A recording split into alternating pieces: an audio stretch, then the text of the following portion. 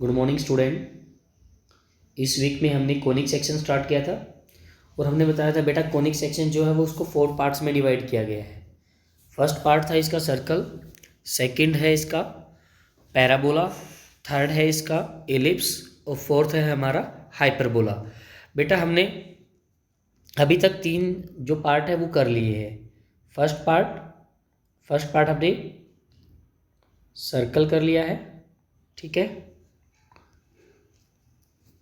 Second हमने parabola कर लिया है, ठीक है, PARABOLA, ठीक है। पैराबोला हमने कर लिया है। पैराबोला के बाद हमने थर्ड जो है वो एलिप्स कर लिया है, ठीक है। बेटा ये हमारे तीनों के तीनों जो हैं पार्ट ये कोनिक सेक्शन के हैं। कौन को जब हम बिल्कुल वर्टिकली कट कर रहे हैं, हॉरिजॉन्टली कट कर रहे हैं तब तो हमें सर्कल मिल रहा है, जब हम उसको थोड़ा स्लांट काट रहे हैं तो पैराबोला मिल रहा है। अगर हम उसको एलिप्स मिल रहा है। और पैराबोला कब मिल रहा था? पैराबोला जब हमारा अल्फा लेस देन बीटा था तो हमारा एक शेप बन रहा था यू शेप में, उसको हम पैराबोला बोल रहे थे। एक और है बेटा, जब हमारा डबल यू शेप में कटेगा वो तो उसको हम क्या बोलेंगे? हाइपरबोला बोलेंगे। हम धीरे धीरे इन सभी पार्ट को स्टडी कर रहे हैं। जनरल इक्वेशन ऑफ सर्कल भी हमने पढ़ लिया था, जनरल इक्वेशन ऑफ पैराबोला भी हमने पढ़ लिया था और जनरल इक्वेशन ऑफ हमने एलिप्स भी पढ़ लिया था। और बेटा सर्कल में हमने क्या पढ़ा था? सर्कल में क्या होता है? सर्कल में आपके पास कोई सर्कल है, ठीक है, ये क्या है, उसमें कोई सेंटर होता है और यहाँ पे कोई हमारे पास कोई फिक्स पॉइंट होता है सर्कमफेरेंस पे। तो आपको पता है कि हमेशा ये इस फिक्स पॉइंट से इसका की जो लेंथ है उसको हम क्या बोलते हैं? रेडियस बोलते हैं। तो इसके पॉइंट हमने सपोज कर लिए थे एच और के, ठीक है। और इसके पॉइंट जो है ये है हमारे पास एक्स और वाई। अब आपको पता है, और ये है आर। आपको पता है कि डिस्टेंस फॉर्मूला से हम इसकी डिस्टेंस निकाल सकते हैं। ओ ए क्या निकल सकता है? x2 माइनस x1 का स्केयर, x माइनस h का square plus y minus k का स्केयर और इस कंप्लीट का स्केयर रूट। और आपको पता है कि ओ ए कितना है? r है। अगर हम बोथ साइड स्केयरिंग करें, बोथ साइड स्केयरिंग करने के बाद क्या हो जाएगा? यहाँ तो हो जाएगा आर स्केयर, यहाँ क्या हो जाएगा? x माइनस एच स्केयर, ठीक है। और यहाँ पे कितना हो जाएगा? प्लस y माइनस के का होल स्केयर। यह आपके पास क्या हो जाएगा? स्टैंडर्ड इक्वेशन ऑफ सर्कल बन जाएगा। क्या बन जाएगा? Standard equation of circle. जो जनरल इक्वेशन ऑफ सर्कल है वो भी हमने बताया था आपको क्या होता है? वो होता है x square plus y square plus 2gx plus 2fy plus c is equal to 0, ठीक है। ये आपके पास जनरल इक्वेशन ऑफ सर्कल होता है। अगर आपके पास स्टैंडर्ड इक्वेशन है तो यहाँ से सेंटर क्या हो जाएंगे? स्टैंडर्ड इक्वेशन से सेंटर हो जाएंगे h और k, ठीक है। और रेडियस कितनी हो जाएगी? r, ठीक है। जो हमारे पास स्टैंडर्ड इक्वेशन है वहाँ से हमारे सेंटर क्या होंगे? h और k और रेडियस कितनी होगी? r। Understood everyone? इसके बाद अगर हमारे पास जनरल इक्वेशन है, जनरल इक्वेशन से अगर आप सेंटर देख रहे हैं तो कितना होगा? माइनस जी और बेटा माइनस एफ, ठीक है। और इसकी रेडियस कितनी हो जाएगी? G square plus F square minus C का अंडर रूट, ठीक है। यहाँ से हमें जनरल इक्वेशन से भी और बेटा स्टैंडर्ड इक्वेशन से भी सेंटर और रेडियस दोनों निकालने के फॉर्मूले हमें पता चल चुके हैं।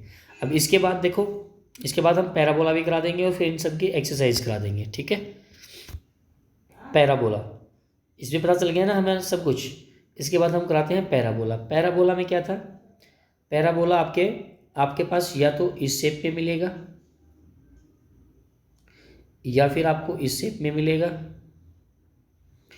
या फिर आपको इस शेप में मिलेगा या फिर आपको इस शेप में मिलेगा, ठीक है।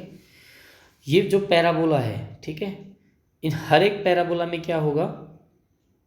हर एक पैराबोला में एक फोकस होगा, ठीक है। अगर ये फर्स्ट केस हम इसको मान रहे हैं, ठीक है, सेकंड केस हम इसको मान रहे हैं, और थर्ड केस अपने पास ये है, और बेटा फोर्थ केस अपने पास ये है। हर केस में ये किसी एक्सिस के अलोंग बन रहा है। फर्स्ट और सेकंड जो केस है उसमें बन रहा है वो एक्स एक्सिस के अलोंग। किसके एक्सिस के अलोंग बन रहा है? एक्स एक्सिस के अलोंग। तो एक्सिस ऑफ पैराबोला क्या हो जाएगी? एक्सिस ऑफ पैराबोला हो जाएगी इन दोनों के लिए एक्स एक्सिस। क्या हो जाएगी? X axis. और ये दोनों जो बन रहे हैं वो किसके लिए बन रहे हैं? वाई एक्सिस के लिए। किसके लिए बन रहे हैं? Y axis. वाई एक्सिस के अलोंग बन रहे हैं, तो इसके लिए हमारी जो एक्सिस ऑफ पैराबोला हो जाएगी वो क्या हो जाएगी? वाई एक्सिस हो जाएगी। इसमें एक्सिस पर अपना क्या होगा? फोकस पॉइंट होगा।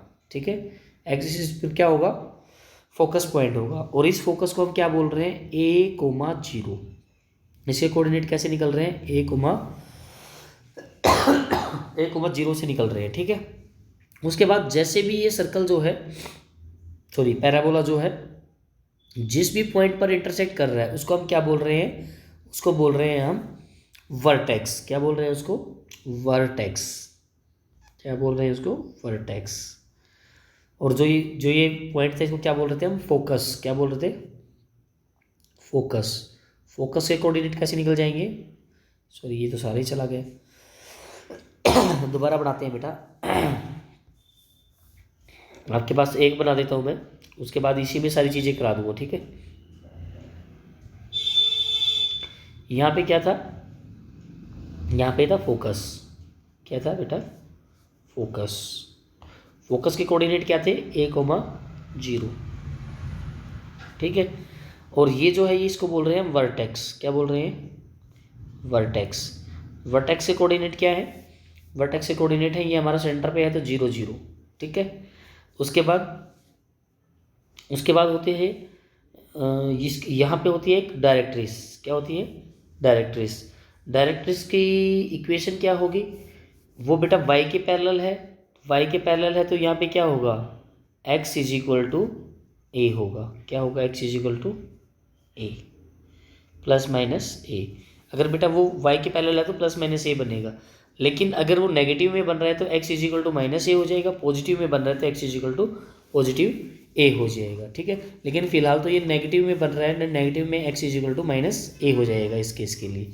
ठीक है, आपको पता चल गया, फोकस पता चल गया है, डायरेक्ट्रिस पता चल गया है, वर्टेक्स पता चल गया है। और बेटा एक और बात, जो ये वर्टेक्स होता है ना, ये फोकस और डायरेक्ट्रिस का जो परपेंडिकुलर पॉइंट होता है ये वाला, इन दोनों के बीच का पॉइंट होता है, इन दोनों का मिड पॉइंट होता है ये। सॉरी, बीच का नहीं, मिड पॉइंट। बीच तो में कहीं पे भी हो सकता है, लेकिन मिड पॉइंट क्या होता है? एग्जैक्टली बिटवीन, बीच में होगा, मिड पे होगा।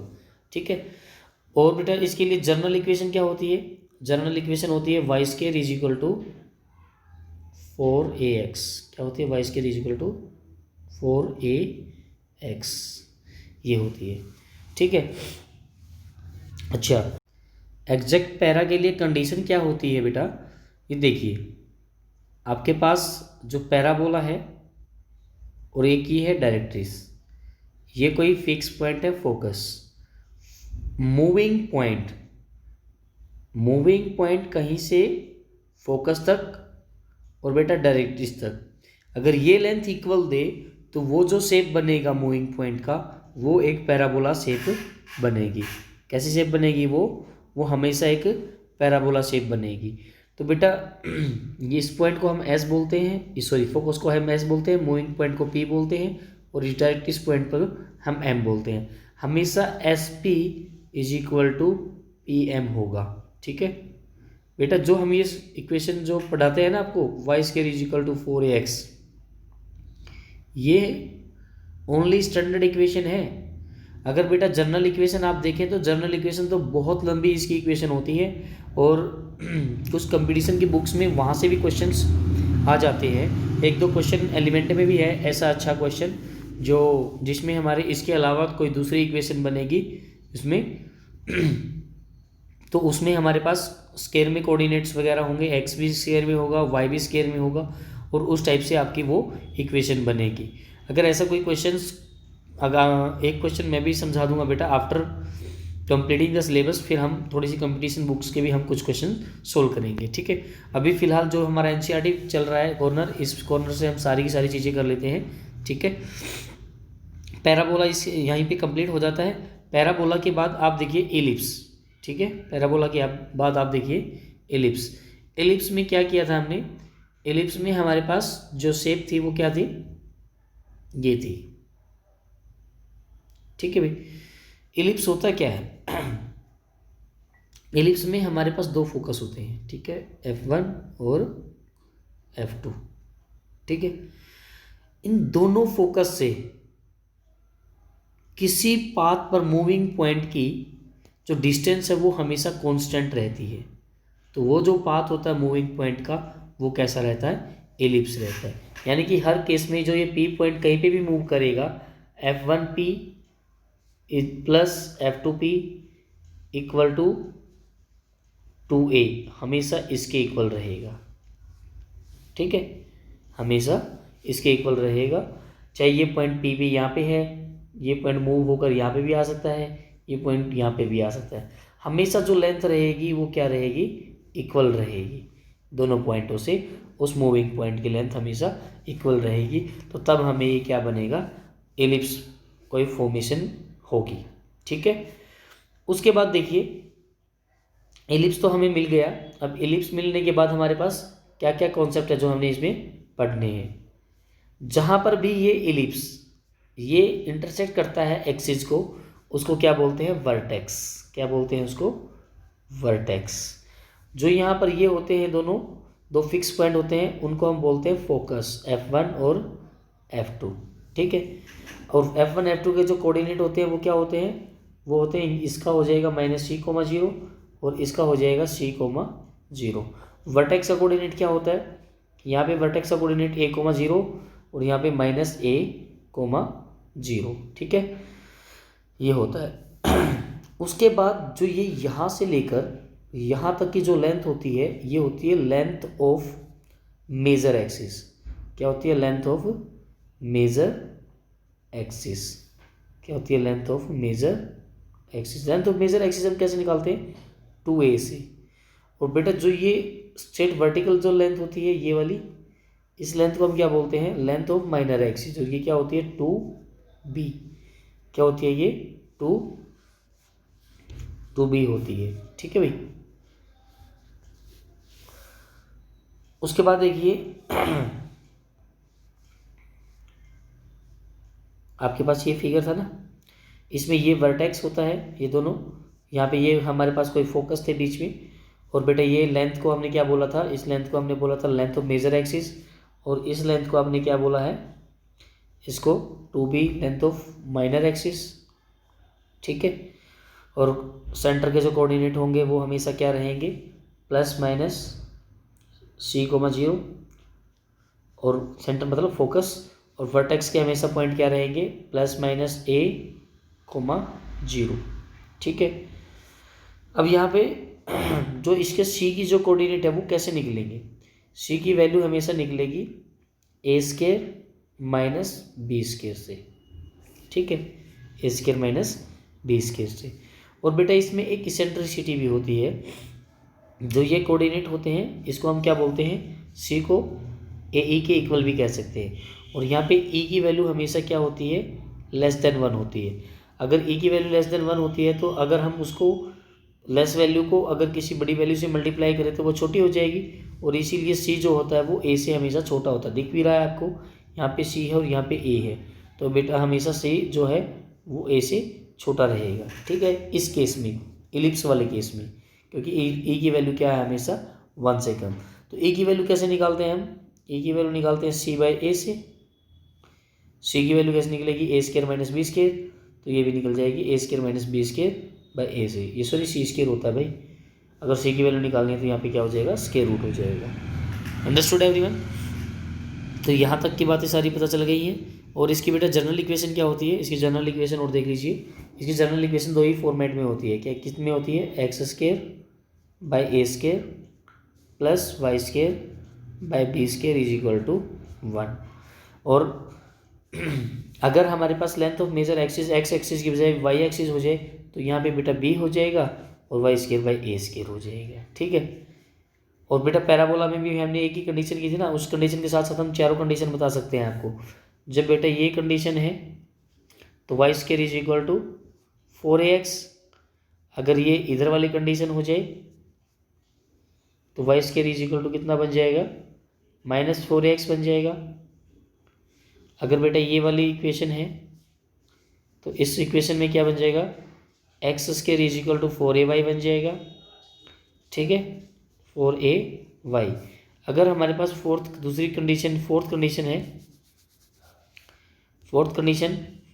कंडीशन अगर हमारे पास ये वाली बन जाती है तो उसमें क्या बन जाएगा, x square is equal to -4ay। इसमें हमारे पास क्या क्या चीज़ें मेन थी, फोकस मेन था, वर्टेक्स मेन था, और बेटा एक और चीज़ है, जो फोकस से पास होने वाली जो लेंथ होती है सीधी इस तरह से फोकल कोड जो होती है उसको हम क्या बोलते हैं, उसको बोलते हैं हम लेटस रेक्टम। क्या बोलते हैं, लेटस रेक्टम।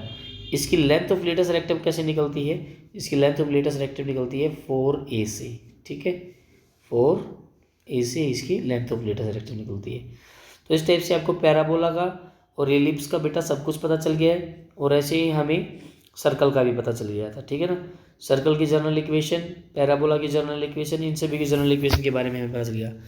पैराबोला की एक बार हम दोबारा रिपीट करते हैं। सर्कल की जनरल इक्वेशन क्या होती है, सर्कल की जनरल इक्वेशन होती है x square plus y square plus 2gx plus 2fy plus c is equal to 0। यहाँ पर सेंटर क्या होते हैं, -g और -f। रेडियस क्या होती है, रेडियस होता है G square plus F square minus C complete का स्केयर रूट। ठीक है, दूसरी जो स्टैंडर्ड इक्वेशन होती है वो क्या होती है, एक्स माइनस एच का square plus y minus k का whole square is equal to r square. यहाँ पर सेंटर क्या होंगे, एच और के, और रेडियस होगी आर। ठीक है, पैराबोला में होती है हमारे पास equation Y square is equal to 4ax, Y square is equal to -4ax, X square is equal to 4ay, X square is equal to -4ay। यहाँ पर हमारा जो एक्सिस पैराबोला जो एक्स के अलोंग बन रहा है तो एक्सिस एक्स होगी, अगर वाई के अलोंग बन रहा है तो एक्सिस ऑफ पैराबोला वाई होगा। ठीक है, इसमें और क्या होता है, फोकस होता है, वर्टेक्स होता है, और फोकस वर्टेक्स के साथ साथ लेंथ ऑफ लेटस रेक्टम होता है। ठीक है, इस टाइप से ये तीन ही चीज़ें होती है, एक्सिस, वर्टेक्स, फोकस, और क्या होता है, इक्वेशन होती है, और बेटा यहाँ पर लेंथ ऑफ लेटस रेक्टम। यही हमारी चीज़ें होती हैं जो पैराबोला में हमें फाइंड आउट करनी पड़ती है। इलिप्स में होता है, इलिप्स की जो जनरल इक्वेशन होती है x square by a square plus y square by b square is equal to 1 होता है वहाँ पे। और बेटा इसमें जो ए और बी जो होती हैं वो क्या होती हैं, ये ए और बी होती है लेंथ, किसकी लेंथ भाई, सेमी मेजर एक्सिस और सेमी माइनर एक्सिस की लेंथ होती है। ठीक है, उसके बाद बेटा x square by a square plus y square by b square is equal to 1 होता है। और इसमें क्या क्या चीज़ें होती हैं, फोकस होते हैं, डबल फोकस होते हैं दो, उनकी वैल्यू निकालनी होती है, फिर वर्टेक्स होते हैं, वर्टेक्स के साथ साथ फिर इसमें हमारे पास ए बी सी में रिलेशन, फिर ई की वैल्यू, ई एसेंट्रिसिटी। ठीक है, ये सारी चीज़ें हमने इलिप्स में पढ़ ली थी। ठीक है, इसका जो एक और कॉन्सेप्ट है वो है हमारा हाइपरबोला, उसको हम इनकम्प्लीट हो जाने के बाद बता देंगे। ठीक है, अभी इसमें करना क्या है, आपको इन तीनों एक्सरसाइज से हम एक दो क्वेश्चन करा देते हैं, अदरवाइज हमने क्वेश्चन तो बेटा सारे ही करवा दिए थे। ये रिवीजन वीडियो है, तो रिवीजन वीडियो में क्या करेंगे हम, जिन बच्चों का ऑफ रह गया था यानी वो अटेंड नहीं कर पाए या जिनके पास पहुंच नहीं पाई है, वो इस वीडियो की हेल्प से अपनी एक्सरसाइज को वो कंप्लीट कर सकता है। ठीक है, देखो बेटा ध्यान से देखना, 11.1 से हम स्टार्ट कर रहे हैं। 11.1 में फर्स्ट क्वेश्चन क्या है, 1 to 5 हमारे एक ही टाइप के क्वेश्चन है। देखो इस क्वेश्चन में इन्होंने दे रखा है सेंटर एंड रेडियस, और हमसे क्या पूछना चाह रहा है, वो इक्वेशन ऑफ पैराबोला पूछना चाह रहा है। तो इजी हम क्या है, हमारे पास जो स्टैंडर्ड फॉर्मूला जो है वो क्या है, एक्स माइनस एच का square plus y minus k का square is equal to r square. आपको सेंटर क्या दे रखे हैं, 0 और 2 दे रखे हैं, तो यहाँ पर 0 वैल्यू पुट हो जाएगी। ठीक है, एक्स माइनस 0 का स्केयर प्लस वाई माइनस 2 का square is equal to, radius कितनी है, रेडियस आपकी 2 का स्केयर। तो इसको सोल्व करके जो भी आंसर आएगा वो आपका इक्वेशन ऑफ सर्कल बन जाएगा। बहुत ही आसान क्वेश्चन है, इसी टाइप से आप 1 to 5 क्वेश्चन सारे के सारे कंप्लीट कर सकते हैं।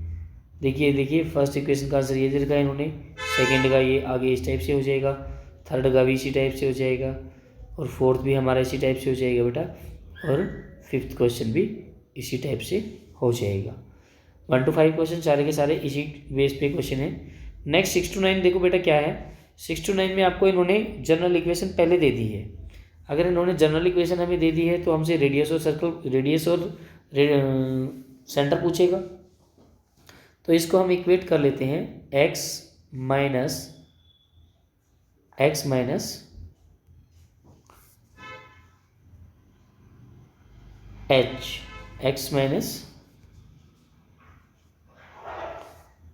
h का square plus y minus k का square is equal to r square. अगर हम इससे कंपेयर कर रहे हैं तो इससे कंपेयर करने के बाद आपको क्या मिल जाएगा, आपको यहाँ से h की वैल्यू -5 मिल जाएगी और बेटा k की वैल्यू डायरेक्ट 3 मिल जाएगी। तो आपको सेंटर तो मिल ही गए हैं। अब रेडियस देखिए 6 का स्क्वायर, तो रेडियस डायरेक्टली क्या हो जाएगी 6।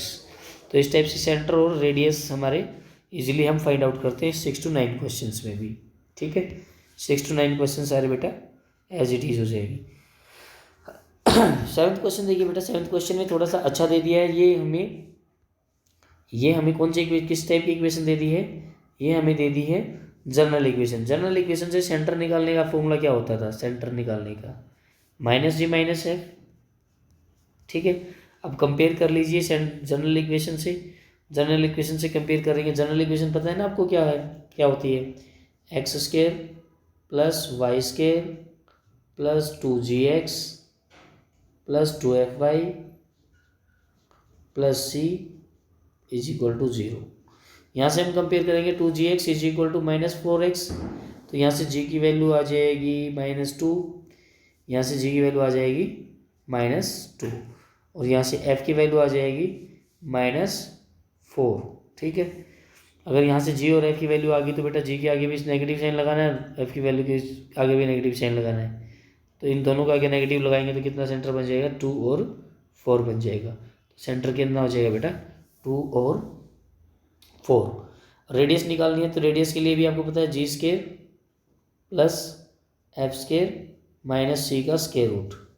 ठीक है, 2 का स्क्वायर कितना हो जाएगा 4 का स्क्वायर कितना हो जाएगा 16 और 4 कितना हो जाएगा 20 और -45 प्लस का हो जाएगा तो 20 और 45 कितना हो जाएगा √65। तो इसका बेटा √65 का हमारा स्क्वायर रूट निकाल कर इसकी लेंथ आ जाएगी। तो इस टाइप से बेटा रेडियस भी निकल जाएगी। तो 7th भी कोई डिफिकल्ट क्वेश्चन नहीं था, इजी ही क्वेश्चन था। देखो इनका भी यही आया हुआ है, सेंटर 2 4 आया हुआ है और रेडियस हमारी √65 आई हुई है। तो सिमिलर रेट भी हम ऐसे ही कर लेंगे बेटा। और 9th भी, वैसे तो 9th हो जाना चाहिए लेकिन 9th में थोड़ा सा क्रिटिकल चीज़ क्या दे रखी है, इसमें एक्स स्क्वायर और वाई स्क्वायर का कोफिशिएंट थोड़ा डिफर दे रखे हैं। एक बात का और ध्यान रखना बेटा, इक्वेशन जनरल इक्वेशन हो जनरल इक्वेशन हो या स्टैंडर्ड इक्वेशन हो, ये जब सर्कल की इक्वेशन होगी तो सर्कल के इक्वेशन में हमेशा एक्स स्क्वायर का कोफिशिएंट और वाई स्क्वायर का जो कोफिशिएंट होगा वो हमेशा क्या मिलेगा, इक्वल मिलेगा। ठीक है, तो अगर वो इक्वल है तो वो किसकी इक्वेशन है, वो सर्कल की इक्वेशन है। किसकी इक्वेशन है, सर्कल की। तो यहाँ पे तो है बेटा, यहाँ पे होने के बाद क्या करेंगे हम, यहाँ पे होने के बाद नेक्स्ट में देखो क्या कर रखा है इन्होंने 2 से डिवाइड कर रखा है सबसे पहले इस इक्वेशन को। 2 से डिवाइड करने के बाद कितना हो जाएगा, x square plus y square -x/2 हो जाएगा। अब यहाँ से आप कंपेयर करो जनरल इक्वेशन से कंपेयर करके आपकी जी वाई की वैल्यू तो यहाँ पे एफ की वैल्यू तो हमेशा 0 आ जाएगी यहाँ पे, और जी की वैल्यू कितनी आ जाएगी, जी की वैल्यू आ जाएगी -1/4 आ जाएगी, शायद -1/4 आ जाएगी। ठीक है, तो ये इसका आंसर आ जाएगा। -g -f हमारे सेंटर होते हैं, 1/4 0 इसके सेंटर हो जाएंगे। रेडियस क्या होती है, रेडियस हमारा जी स्क्वायर प्लस एफ स्क्वायर जो वो करके हमारी रेडियस आ जाएगी, उससे रेडियस निकल जाएगी। देखो क्या आंसर आया हुआ है इसका आंसर आया हुआ है रेडियस भी 1/4 और सेंटर आया 1/4 और 0। तो इस टाइप से बेटा ये क्वेश्चन भी हो जाएगा। अब नेक्स्ट क्वेश्चन है, find the equation of circle passing through the points 4 1 6 5 and वो सेंटर लाइज ऑन दिस। ये बहुत ही अच्छा क्वेश्चन है, इसको बेटा एक बार सेल्फ ट्राई कर लेना, हो जाएगा। देखो सेल्फ इसमें क्वेश्चन क्या दिया हुआ है,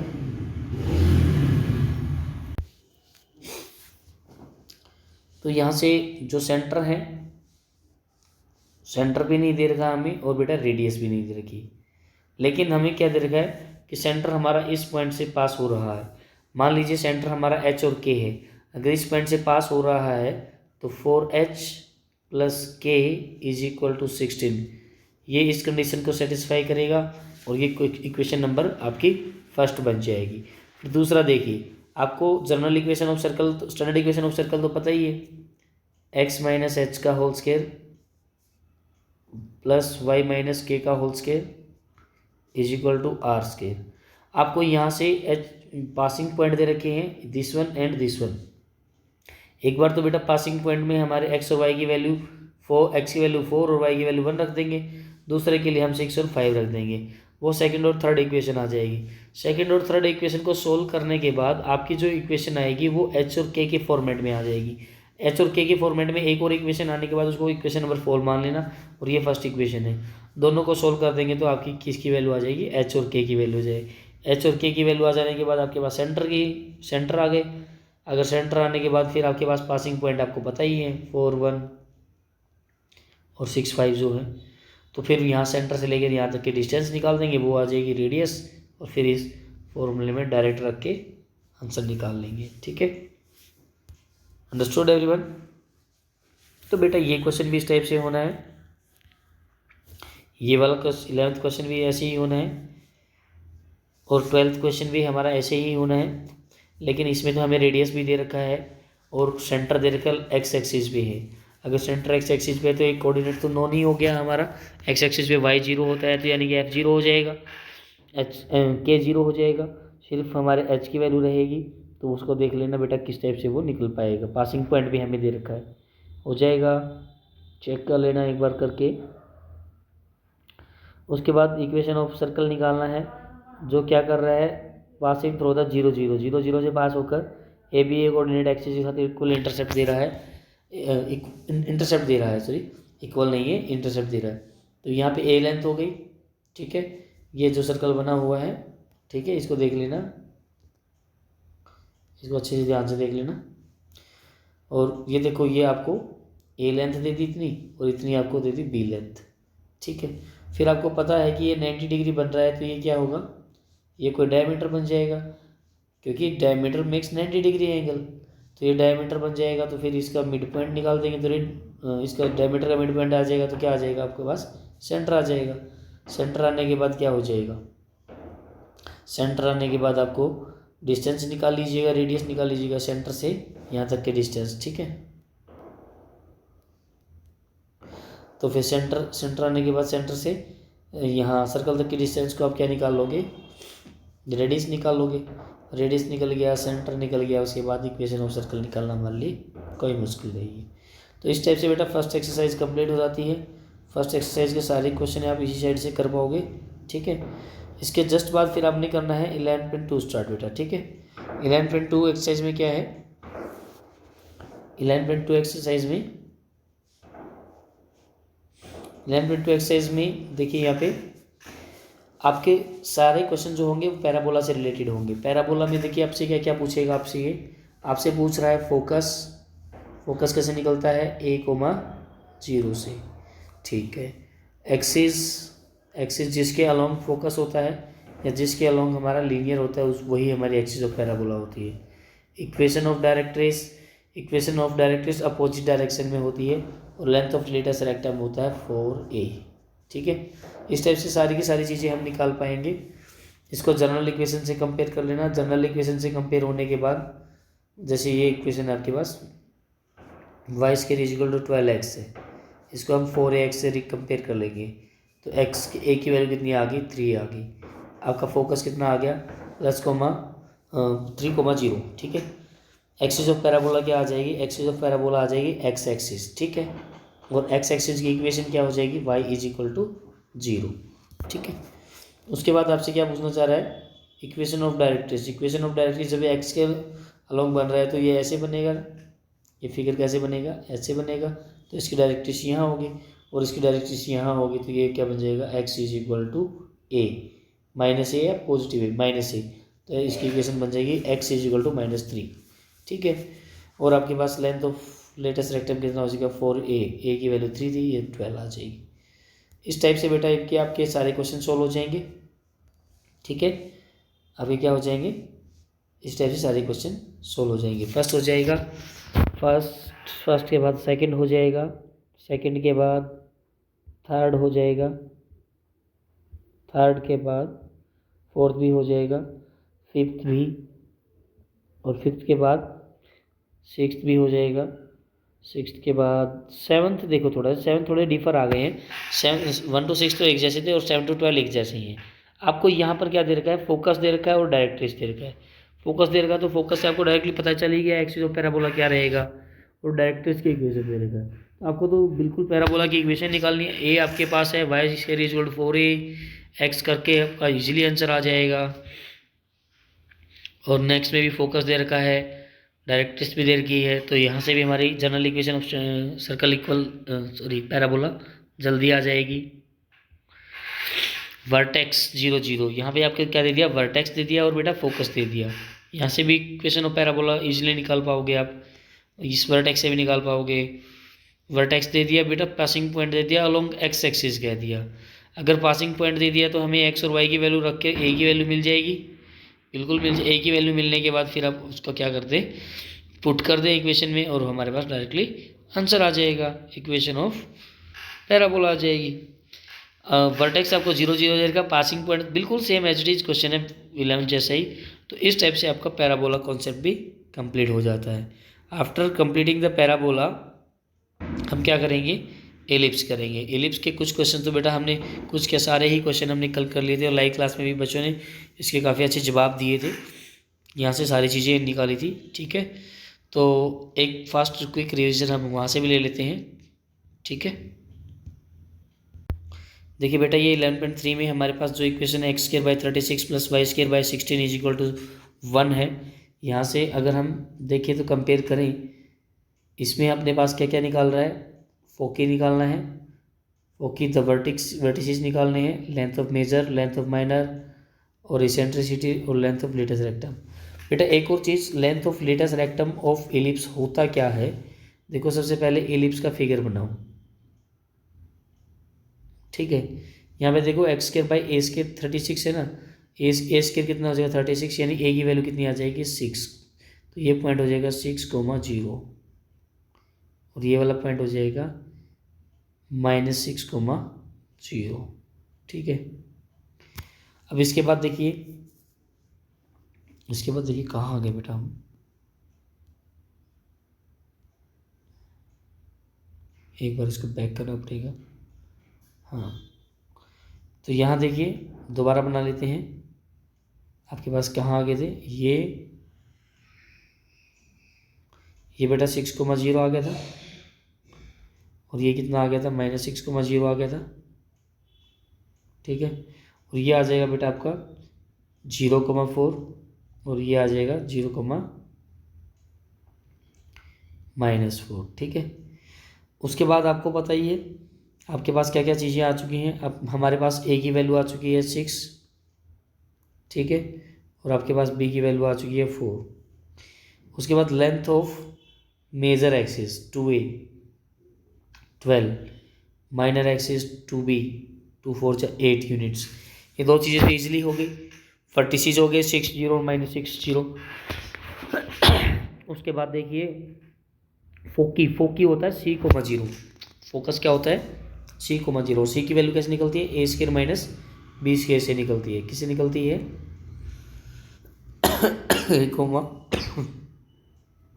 किससे निकलती है सी की वैल्यू, ए स्क्वायर माइनस बी स्क्वायर से। अगर ए स्क्वायर माइनस बी स्क्वायर से निकलती है तो 6 का स्क्वायर 36, 4 का स्क्वायर 16, 36 माइनस 16 कितना हो जाएगा, √20 हो जाएगा, √20,0 आ जाएगा। ठीक है,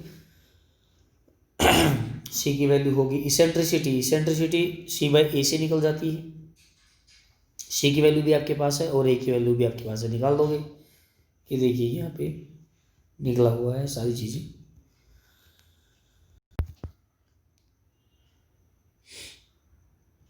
बेटा ऐसे ही हमारा सेकंड क्वेश्चन हो जाएगा, ऐसे ही थर्ड, ऐसे ही फोर्थ, और ऐसे ही बेटा 5th क्वेश्चन हो जाएगा। ठीक है, इसी टाइप 6 भी हमारा इसी टाइप से हो जाएगा, 7th 8th 9th भी हमारे इसी टाइप से हो जाएंगे।